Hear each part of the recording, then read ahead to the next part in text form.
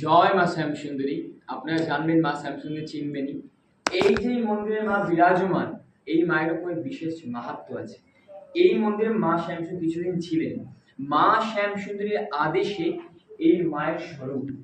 এই মায়ের এখানে যদি কোনো ভক্ত দর্শন করে, যাদের বাস্তুহীন মানে যাদের বাড়িঘর নেই, এই মাকে যদি কোনো ভক্ত দর্শন করে তার বাস্তু প্রাপ্তি হয়। কারণ মা শ্যামসুন্দরী নিজে এই স্থানে বাস্তু প্রাপ্তি হয়েছিল।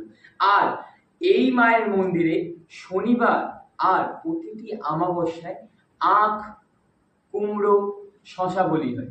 এই বলি যদি কোনো ভক্ত দিতে পারে, নিরামিষ বলি আখ, কুমড়ো, শশা, তার জীবনে পরবর্তী জীবনে যত আপদ বিপদ সব মা নাশ করে। তাই মায়ের থেকে একটু চেয়ে দেখেন, মা অবশ্যই আপনাদের প্রতিটা মনের বাসনা পূর্ণ করবে।